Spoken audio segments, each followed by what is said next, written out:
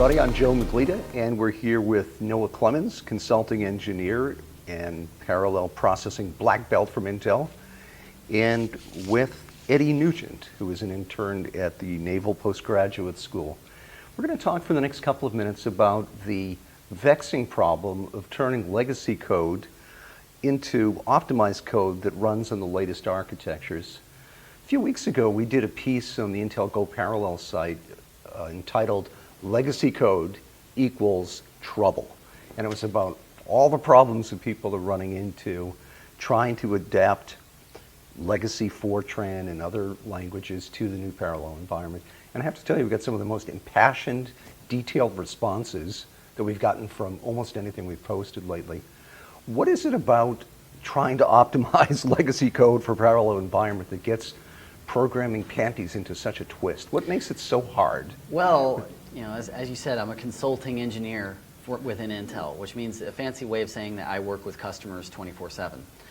And they'll come to us, you know, academic, military, aerospace, basically anyone that has, you know, old codes anywhere between 40 and as old as 40 years old.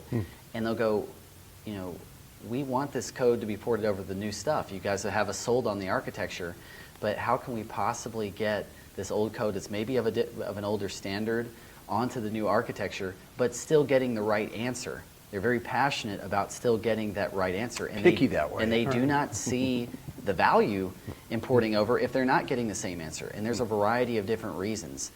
Legal reasons, in the case of weather, you know, obviously you want to know if a tsunami is going to hit Northern California or the Central Coast. You know, errors can build up to that point. And they're very passionate because this is their life's work. And so they whiteboarded this stuff way back when. Or someone 2 generations ago whiteboarded this stuff and they don't understand it. And they're maybe passionate because they're a little afraid that they're going to have to go back to the drawing board. Because some of these people, you know, very smart people, some people are experts at optimization, some people are experts at drawing things up and coming up with the solution to the problem. Not everyone's an expert at both. I mean, to be able to draw up a really nice custom algorithm and then optimize that for vectorization and threading and be aware of the new architecture, you know, sometimes you'll have 3 people in a room, one person's good at any number of those things. So faster is not necessarily better. It's got to be maximized performance and accuracy. Yeah, it has to get the right answer. It's got to get the right answers. Otherwise, they're not going to go down that path. Right. And so we're talking primarily here about, you mentioned Fortran. I mean, is that the bulk of what you're dealing with? It's probably 90% Fortran, 10% legacy C and C++, maybe some older standards. So the bottom line is that, you know, as Fortran came out a lot longer before C and C++, and so these codes are still lurking around because they solve the problem. And sometimes they're willing to solve these problems, you know, in a longer amount of time, but then they go, wait a minute, we just bought a new, you know, Sandy Bridge EP with 4 sockets, you know, up to, you know, sometimes 32 cores, and then they run V-tune analysis or something like that, and they go, I'm only using 1 core. Now, sure, we've got a nice fast core, you know, sometimes 3 gigahertz and above, but wouldn't you like to be using all 32, you know? So really maximizing, and that's the topic of the popular session you're doing here at the Intel Developers Forum, optimizing legacy code for the latest Intel architectures, maximum performance, minimum effort. And that's a good. Yeah, and so we get passionate people that say, well, I don't want to do anything. And I go, what do you mean you don't want to do anything? They said, well, we don't want to change it. We either don't know Fortran anymore or don't know that particular algorithm. What is the least we can do to get the most amount of performance? And so at IDF, you know, there's 4 presentations before ours that talk about all these detailed things you can do inside the code that are pretty cutting edge. And Intel is very good at that, constantly evolving and updating with the times for things you can do inside the code. But our presentation is more of, where do you even begin? Well, that's the question we hear often. So let's talk a little bit about that. I want to get started. You know? So where do you begin? I know you've got this construct that you use of the pyramid of options. Yeah, I called it the pyramid of options. So if take us through that. If you think about the top of a pyramid, if you're inside it, well, you can't move around that much. You don't have a lot of options.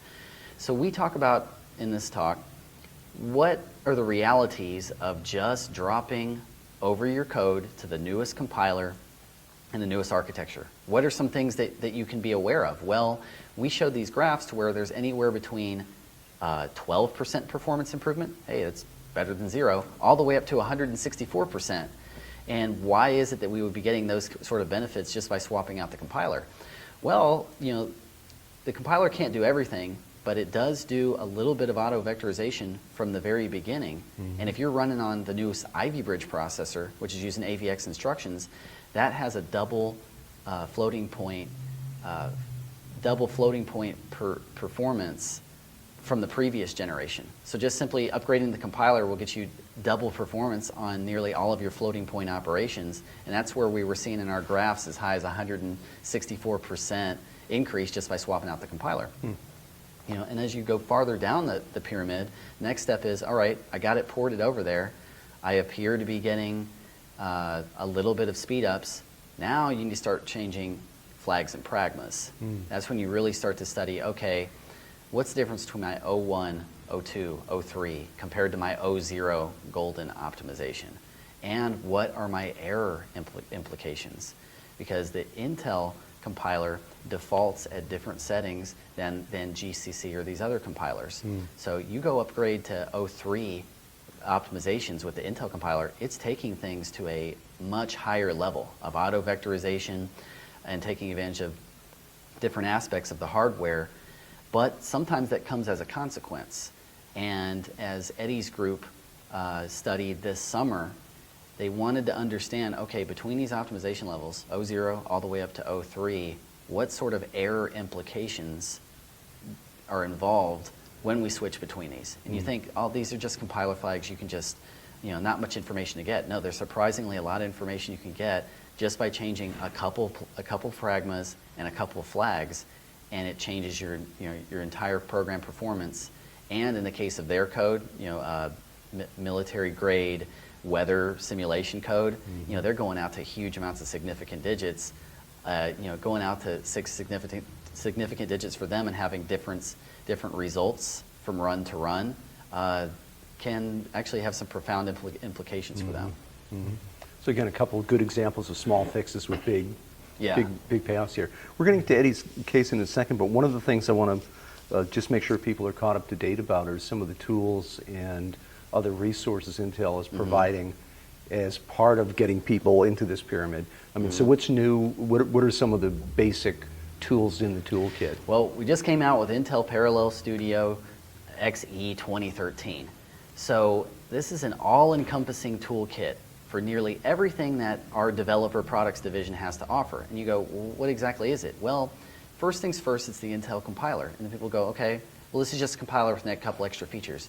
No, it's the compiler bundled with all of our performance libraries, all of our analysis tools, and a variety of tools to get you bootstrapped from just messing around with the compiler to writing parallel code. So threading building blocks is included in that. Silk Plus, which is an extension of the Intel compiler, is included in there. Many different flags and pragmas to change before you even get to the point of getting inside the code and changing it. Inspector, amplifier, as another way to call it is vTune amplifier. All these tools allow you to take your code from initial, either you got a blank page or you have some existing code where you go, wow, where do I begin to parallelize? What can I do with a compiler? We have this thing called guided auto-parallelism, which is embedded within the compiler that will actually give you this detailed report that says, hey, lines 55 through 65 could use this. And we're not going to do it for you, but we're going to suggest that you try that out. New to this year's version of Parallel Studio, one thing within Math Kernel Library is what we call conditional numerical reproducibility. So that's the idea that you can enforce reproducibility across our different architectures and between run to run on the same processor. And you can do that in conjunction with the compiler with new features in TBB, threading building blocks, and the Intel compiler to have this all-encompassing code that not only calls on highly optimized libraries like math kernel library and integrated performance primitives, which are included in the compiler that we now call Composer XE, but with your regular custom algorithm code, your basic stuff that you've written with the compiler, there are also ways to enforce run-to-run repeatability and repeatability across different architectures as well. Neat. So those are the new tools. Let's talk a little bit about what that looks like in real life. And we've got, you've had out in your presentations, Eddie Nugent at Naval Postgraduate School. Eddie, give us a quick idea about what you were trying to accomplish, what the situation was, how you went about it, and how it went, and where are you at now? Right. So when I came back to the Naval Postgraduate School this summer, I was suddenly informed of this new partnership we had at Intel to try and work with our legacy code and bring that up to speed on our newer architectures. And so they basically told me that my job for the summer was going to be finding out the best way to make that happen using the tools we had available. And so we kind of go in the opposite direction of NOAA's pyramid of options. And rather than doing the upgrade to the newest stuff first, we looked at our existing stuff and said, okay, what can we play around with here? Because, when your research group funding is kind of tight at times. So for us, it was best option to start ahead with our old compiler, old hardware, and see what kind of performance boost we could get off of that. And so we were just going in and editing the make file to choose different optimizations. So we did a baseline run at 0, no optimization, no speed up, and then we went and conducted a whole series of runs on the other three, 01, 02, and 03. And we found huge gains in that respect, like 6x, 6.5x speed ups, just switching a compiler flag, So no effort at all, really, outside of making the change and recompiling and conducting the run. And so then our next step in that was, okay, so we know the 0 gets us the right answer. And then how far away from it are we on these other three optimizations? And so that's when we started doing our error analysis using our norms program. And so it's basically just three different ways of measuring how far off the solution vectors are from one another. And so for us, we found that 01 was the closest to the unoptimized run, and also provided us with a huge speed up. So I took all this data and showed it to Professor Giraldo, my boss, and he said, "We'll take it." Like error of this magnitude is okay for the amount of speed up we're getting off of that. So it brings kind of the phrase, you can bring a horse to water, but you can't make him drink. So we did a couple different trainings with their group about the Intel compiler and all the different things you can do. And what our goal with our partnership with them was to see what sticks. We can tell them 10 different things, but in practice, for the purpose of their code, thousands of lines of code written in Fortran. Some people in their organization know what it all means. A lot of them do not. They were trying to figure out what is the least amount of things we can do to reap the benefits of this new architecture. And it was very interesting to, we always say, you can try this, this, and this, but it was very refreshing for them to come to us and go, hey, we did all these things, oh yeah, and we created this little norms utility to study the error. And that's something that we haven't done internally. We have different ways of gauging error, and this was a way to really take a new realization on how our optimization levels worked. Because people think, you just switch these different levels and that's it. But we learned so much from all these different norms that they took on all these different things that we are doing from an optimization perspective. And we always thought, well, every customer is going to want to do 03. And it's the case that in this case, 01 worked very well for them. So, Noah, for we're here in 2012, a year away from the next IDF. To the degree that you can tell us without getting you in trouble, where are you and your counterparts going to be focusing to keep evolving the ease of porting on these kinds of projects? Well, what are you working on in the next 12 months? We're a part of all the different language standards as they're evolving. You know, we have people on the C++ standards committee. We have some of the founding fathers of Fortran, you know, that are my coworkers. We're evolving with these languages and working with each of these, each of these different organizations, such as OpenCL and other groups like that, to be constantly one step ahead. Another big initiative is HTML5 and how Intel will play a factor in that as well. And so I think the key is that whenever a new language standard comes out or different editions come, Intel wants to be a little bit farther ahead when it comes to people being able to reap those benefits of the processor. We want it to where whenever a new new processor comes out, people can take some aspects of that architecture for granted and say, okay, well, the Intel tools are optimized for that. Yes, there are some things I need to do in my code to change it, or in the case of my presentation, we talk about how little you can do to reap the benefits. But we want them to feel comfortable as languages evolve and processors evolve, that we're a little ahead of what they're thinking of. Like, for example, the new edition of the Intel C++ compiler already has AVX2 Haswell optimizations in there. Yes, no one has a Haswell processor right now, but people can almost take that for granted that, okay, I'm writing code right now for the latest Xeon and the Ivy Bridge and things like that, but when Haswell comes out, simple recompile all of a sudden gets me a bunch of new AVX2 optimizations. Sure, there's some extra things I can do, but in the name of maximum performance, minimum effort, you could recompile that and have a bunch of AVX2 code generated and reap all the different benefits that they talked about throughout this conference. So you're laying out runway before them? Yeah, we're a little bit ahead, because obviously we're Intel, so we get access to the hardware a little bit before everyone. We're always ahead of the curve with optimizations. Finally, Eddie, what's your best learning to date about going through this process? If you had to advise some of your colleagues and other folks listening in, what's your best takeaway?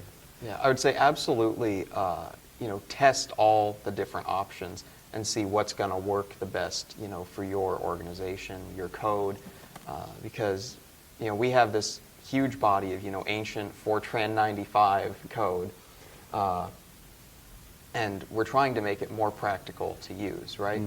But we don't just want to blindly strap on 03 and say, oh, look, this is the lowest runtime we have, because when we conduct the error analysis, we see, okay, we saved 4 minutes going from 01 to 03, it's like 2 hours, 44 minutes versus 2 hours and 40, But we also just tripled our error in some cases.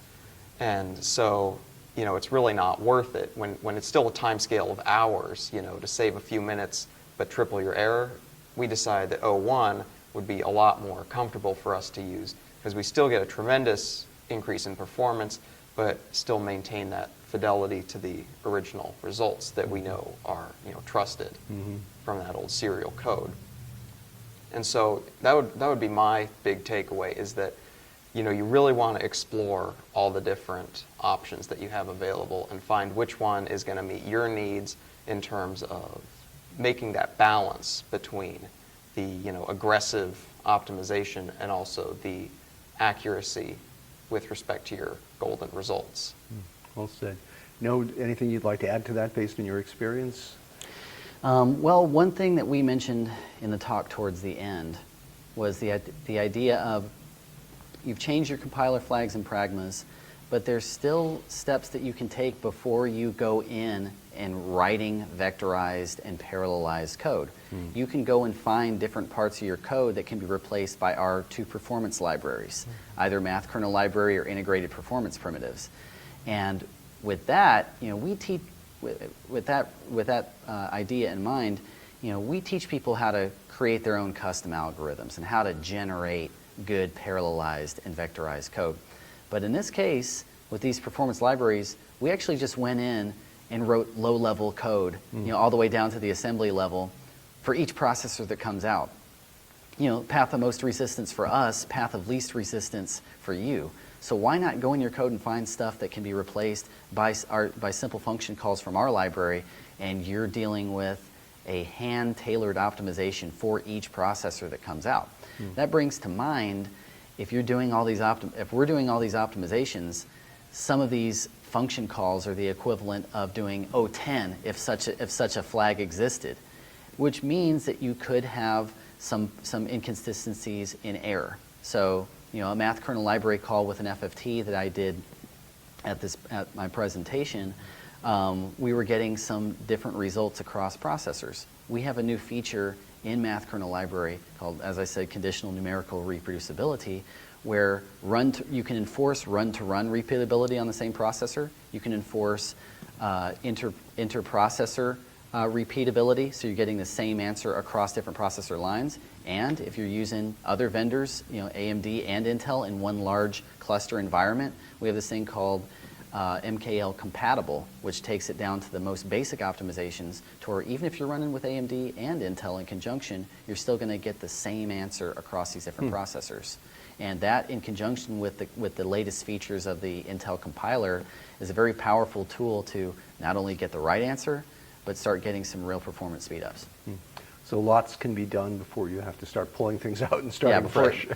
For example, before writing Silk Plus or array notations or TBB and things like that, there's a lot you can knock out before you even get to that point. Great stuff. Gentlemen, thank you. Noah, Eddie, thanks for sharing your experiences, and thank you all for joining us today.